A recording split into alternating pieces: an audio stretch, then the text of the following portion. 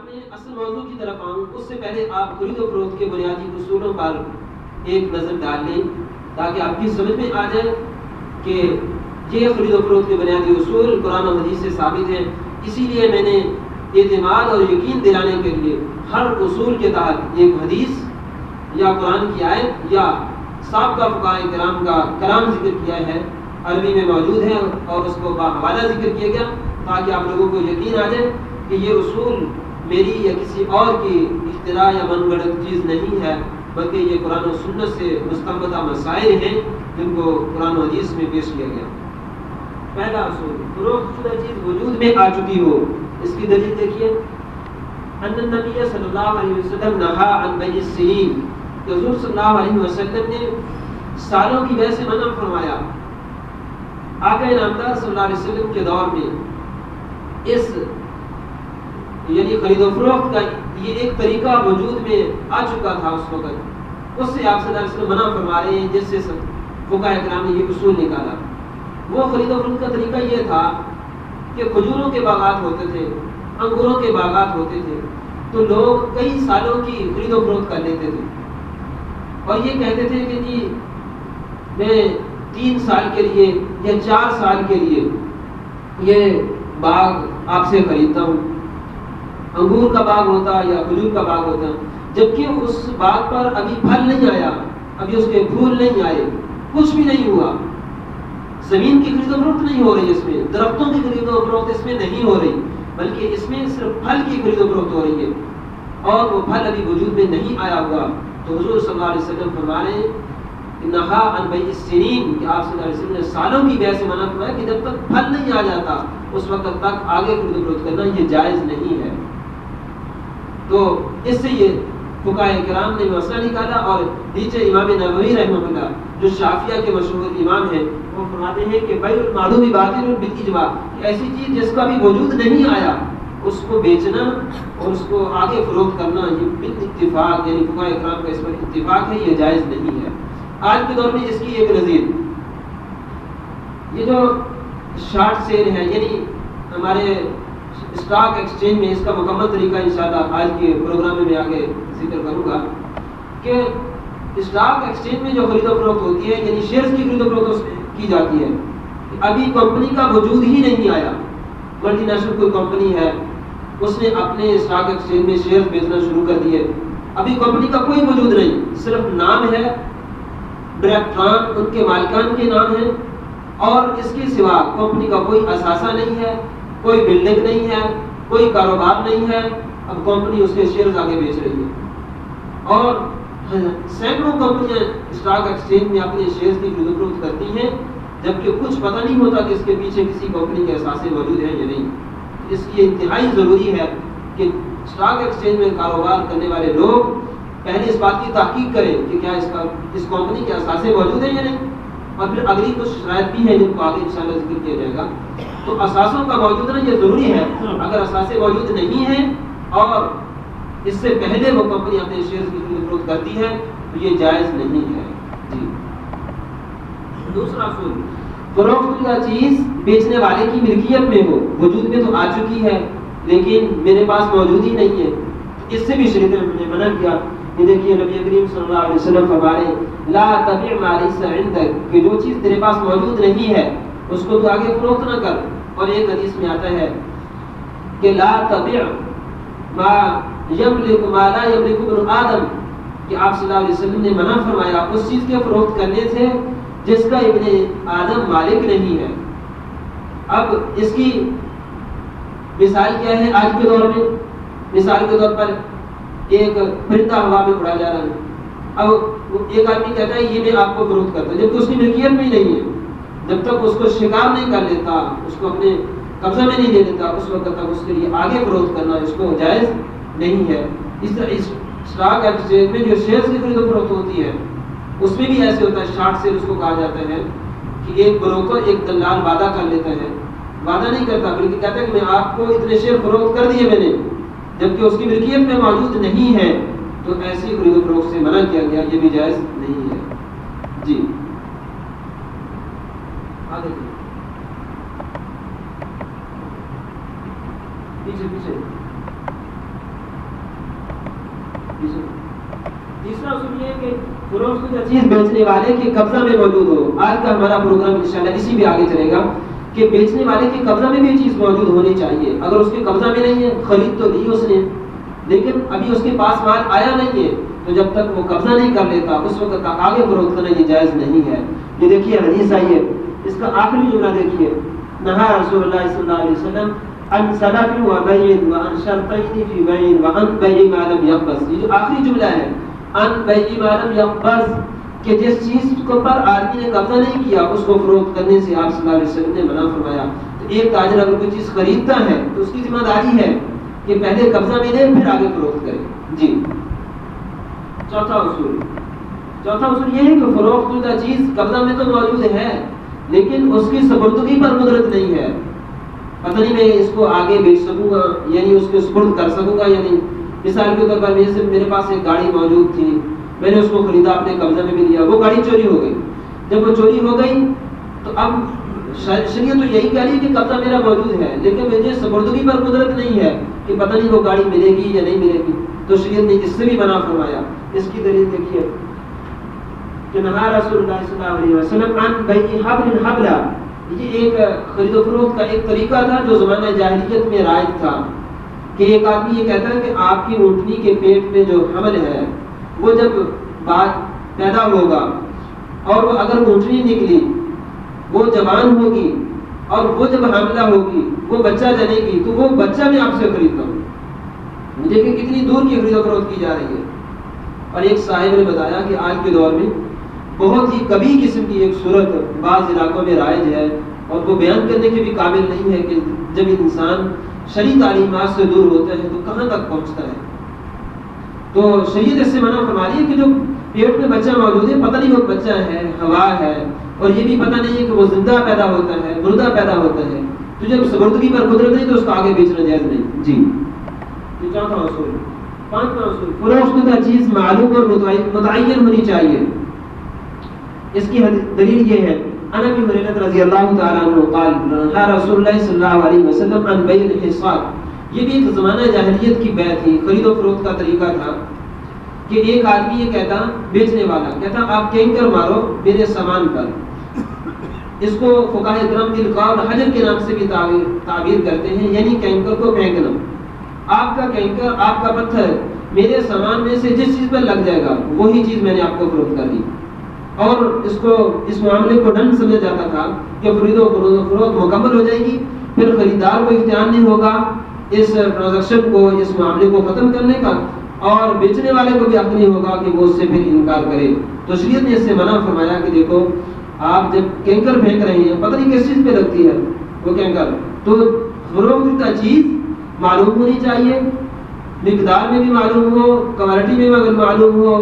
Quantity میں معلوم ہو، company اس کی معلوم ہو. آج تو مختلف کمپنیاں ہیں، مختلف طریقہ کار ہیں، مختلف پروڈکٹس آ رہی ہیں، تو ہر جو چیز بیچی جا رہی ہے ہر اعتبار سے معلوم اور متعین ہونی چاہیے کہ تاکہ بعد میں کسی قسم کا فریقین کے درمیان جھگڑا نہیں ہونا چاہیے. اب کپڑے کی سینکڑوں انواع آ چکی ہیں، اقسام آ چکی ہیں. کاٹن کا کپڑا ہے، کھدر کا کپڑا ہے، ریشمی کپڑا ہے یا دیگر اقسام ہیں، کرنڈی کا کپڑا ہے. تو یہ ساری چیزیں معلوم ہونی چاہیے. جی یہ پانچواں اصول جو شریعت نے دیا. چھٹا اصول فروخت شدہ چیز کی قیمت بھی معلوم ہونی چاہیے کہ کتنی قیمت پر یہ چیز فروخت کی گئی ہے. اس کی دلیل یہ ہے نہا رسول اللہ صلی اللہ علیہ وسلم عن بیعتین فی بیعتین کہ حضور علیہ السلام نے منع فرمایا ایک خرید و فروخت کے معاملے میں دو کو جمع کر دینا. اس کی مختلف تشریحات کی گئی ہیں، محدثین کرام نے کتب حدیث میں کی ہے. اس کی ایک شرح یہ کی گئی کہ ایک آدمی کہتا ہے کہ میں ادھار آپ کو اتنے کی چیز بیچتا ہوں، مثال کے طور پر کہتا ہے ادھار خریدو کوئی تو چیز یہ 150 روپے کی ہوگی اور اگر نقد رقم دو گے تو 120 روپے کی آپ کو فروخت کروں گا. تو اب اسی حالت میں دونوں جدا ہو جاتے ہیں، کسی ایک قیمت پر فریقین کا اتفاق نہیں ہو پاتا. تو ایسی خرید و فروخت سے شریعت نے منع فرمایا کہ جب تک ایک قیمت پر آپ کا اتفاق نہیں ہوتا اس وقت تک آگے چیز کو بیچنا جائز نہیں ہوگا. یعنی اس معاملے کو ختم کرنا ضروری ہوگا، اور اگر دونوں جدا ہو جاتے ہیں تو پھر ختم کر کے دوبارہ نئے سرے سے کریں گے تو معاملہ جائز ہوگا، ورنہ جائز نہیں ہوگا. دونوں فریق گناہگار ہوں گے اگر اسی حالت میں دونوں جدا ہو گئے. اس کو کہا جاتا ہے کہ ادھار اتنے کی اور نقد اتنے کی فروخت کرنا یہ جائز تو ہے، یعنی ادھار کی بیس پر آپ زیادہ قیمت وصول کر سکتے ہیں، لیکن جس مجلس میں خرید و فروخت کا معاملہ ہو رہا ہے اس مجلس میں کسی ایک قیمت پر اتفاق ہو جانا یہ شرعاً ضروری ہے، یہ ہے کہ قیمت معلوم ہونی چاہیے۔ 7واں اصول، قیمت کی ادائیگی کا وقت اور اس کا طریقہ کار متعین ہونا چاہیے۔ اس پر فقہاء کرام نے لکھا ہے کہ دیکھیے صاحب ہدایہ نے، یہ بہت بڑے امام گزرے ہیں، ان کی ایک ہدایہ کتاب ہے جس میں فقہ کے ہزاروں مسائل موجود ہیں، تو ان کی یہ عبارت ہے کہ لا يجوز البيع الا عقد بالحاج وكذلك الى الحصاد والدياس والخطاب والجزاء لانها تتقدم وتتاخر۔ عبارت کا مطلب یہ ہے میں کہ خرید و فروخت کرنا اس طرح کہ ادائیگی کا وقت یعنی قیمت کی ادائیگی کا وقت، اس سے مراد جو بیچی گئی چیز ہے اس کی ادائیگی کا وقت مراد نہیں ہے، یاد رکھیے گا۔ ہمیشہ ادار خرید و فروخت میں قیمت تو ادار کی جا سکتی ہے، لیکن جو خریدی گئی چیز ہے اس کو ادار نہیں رکھا جا سکتا سوائے 2 ٹرانزیکشنز کے جن میں شریعت نے اجازت دی ہے، اس کی تفصیل انشاءاللہ بعد میں موقع ملے تو عرض کر دوں گا۔ اس کے علاوہ ہمارے معاشرے میں، ہمارے بازاروں میں جو تجارت کی جتنی صورتیں رائج ہیں ان میں یہ اصول یاد رکھیے کہ قیمت ادار ہوتی ہے، چیز ان کو ادار نہیں رکھا جا سکتا۔ ہاں خریدار کو یہ حق ہے، فروخت کرنے والے کو یہ حق ہے کہ وہ چیز اپنے پاس روک سکتا ہے، یہ کہہ سکتا ہے کہ جب قیمت دو گے تو میں آپ کو یہ چیز دوں گا، یہ تو کہہ سکتا ہے، لیکن یہ نہیں کہہ سکتا کہ مجھے قیمت پہلے دے دو اور میں چیز آپ کو بعد میں دوں گا، ایسی چیز نہیں کہہ سکتا۔ ہاں اس کی ایک صورت بیع سلم کی ہوتی ہے، اس کی مخصوص شرائط ہے کہ پھر وہ شرائط موجود ہوں تو پھر اس میں فروخت کی گئی چیز کا بھی وقت متعین کیا جا سکتا ہے، لیکن اس میں پھر یہ ضروری ہے کہ قیمت پہلے دی ہے، قیمت اس میں پہلے لینا ضروری ہوگا۔ دونوں چیزوں کو ادھار کے معاملے پہ چھوڑ دینا، دونوں چیزوں پر قبضہ نہ کرنا یا ایک پر قبضہ نہ کرنا یہ شرعاً جائز نہیں ہوگا۔ تو ادائیگی کا وقت معلوم ہو کہ کس تاریخ کو یہ قیمت ادا کی جائے گی، اور اس کا طریقہ کار بھی معلوم ہو کہ نقد صورت میں ہوگی یا چیک کی صورت میں ہوگی یا یہ کہ بینک ٹو یعنی ٹرانسفر اکاؤنٹ ٹو اکاؤنٹ، اس کا یہ طریقہ کار ہوگا۔ یہ ساری چیزیں واضح ہونی چاہیے کیونکہ آج کل کراس چیک ہوتا ہے، مختلف قسم کے چیکوں کی اقسام ہیں، ان میں پھر 2 دن بعد، بعض اوقات 3 دن کے بعد بھی آدمی کو حقیقی قبضہ اس کرنسی پر نصیب ہوتا ہے۔ اس کی وجہ یہ ہوتی ہے کہ کبھی چھٹی آ جاتی ہے درمیان میں، آج کل 2 دن تک بینک بند رہتے ہیں، تو پھر ایسی صورت میں جو فروخت کرنے والا ہوتا ہے اس کو نقصان ہوتا ہے۔ تو قیمت کی ادائیگی کا وقت بھی معلوم ہونا چاہیے اور اس کا طریقہ کار بھی معلوم ہونا چاہیے۔ جی، اور خرید و فروخت کی مجلس میں خریدی گئی چیز پر قبضہ کر لیا جائے، یہ بات میں پہلے بھی عرض کر چکا ہوں کہ یا تو یوں معاملہ کیا جائے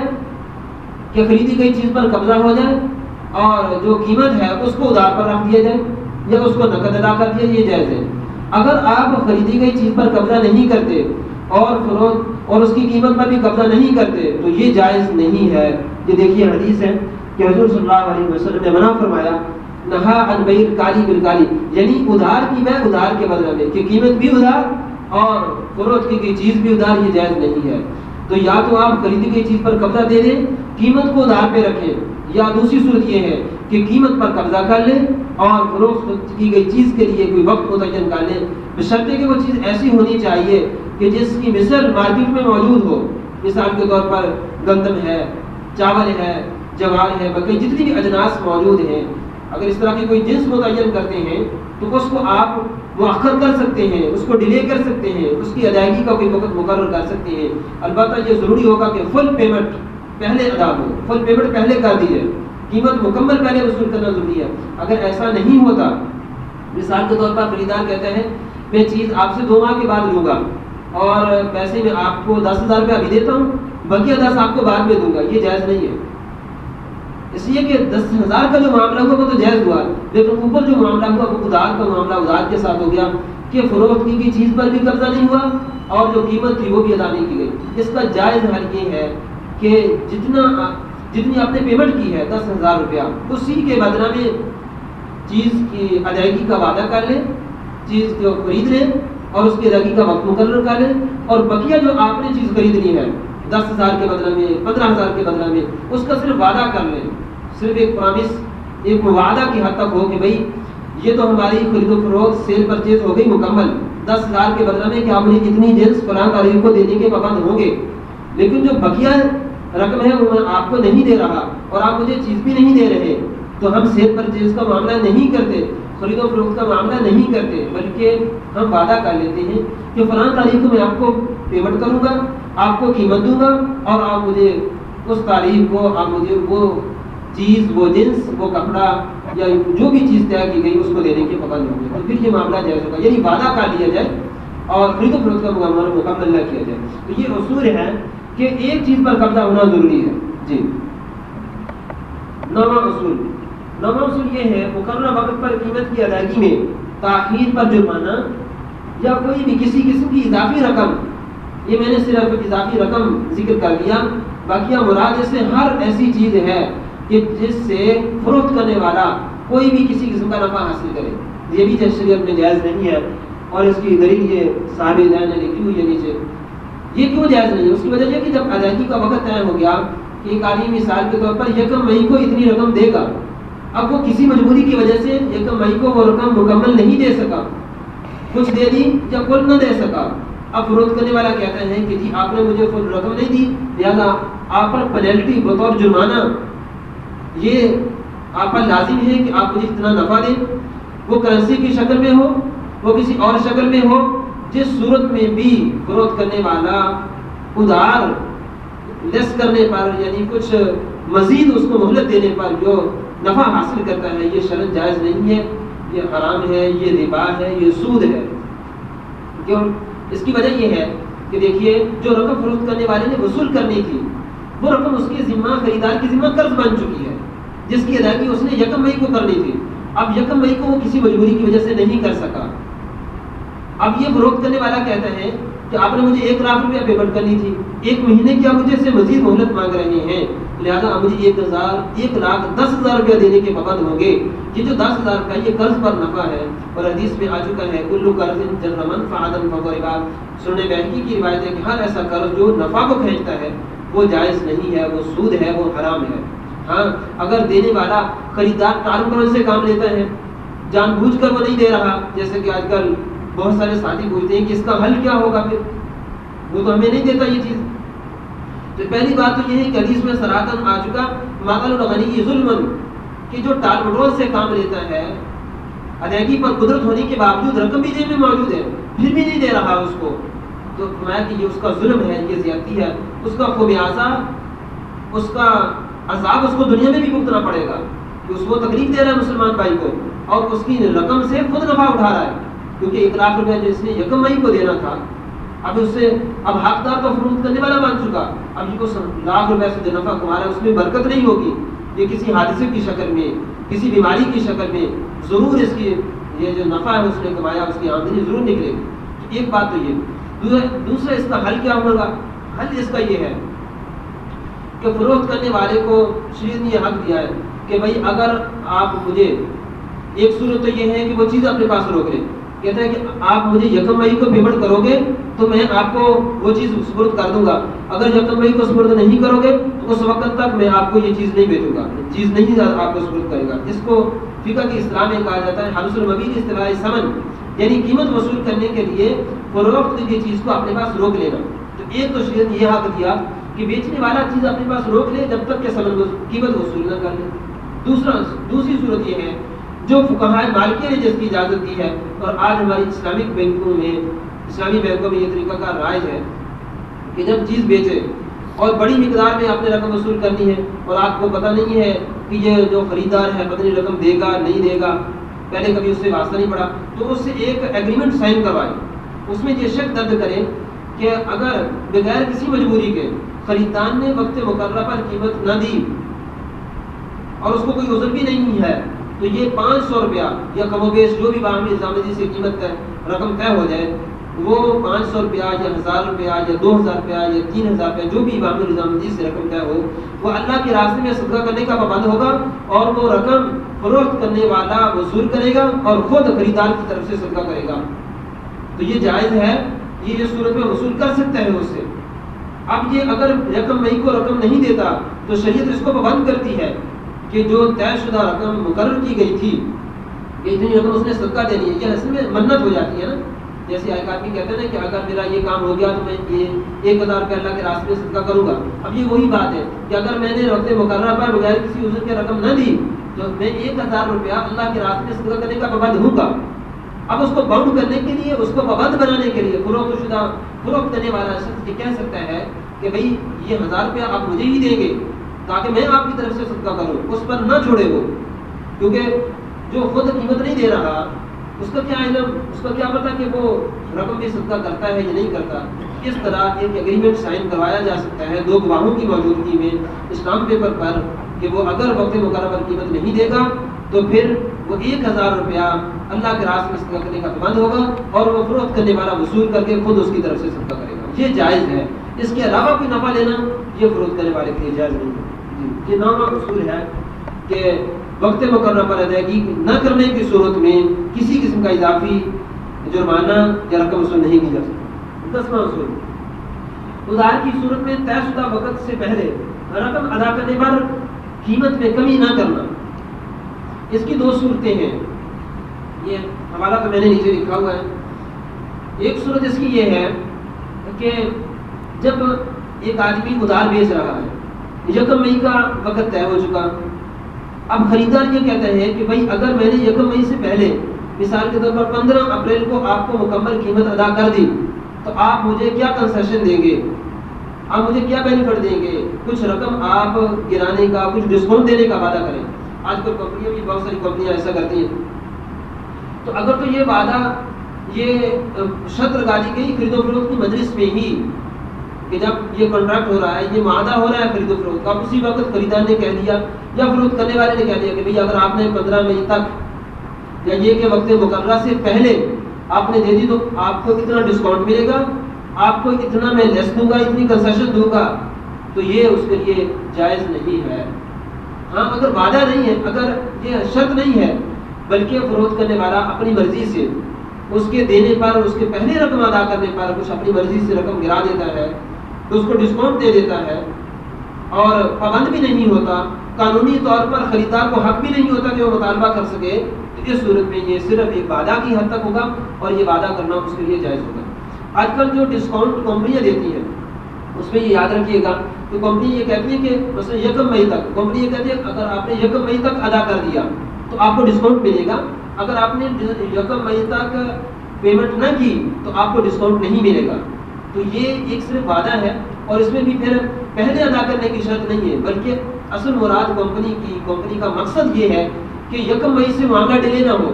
1 مئی سے تاخیر نہیں ہونی چاہیے. تو اس لیے یہ صورت جو کمپنیوں میں رائج ہے یہ جائز ہے. ناجائز اس وقت ہوگا جب خریدار یا فروخت کرنے والا یہ کہے کہ آپ وقت مقررہ سے پہلے ادائیگی کرو گے تو آپ کو اتنا ڈسکاؤنٹ ملے گا اور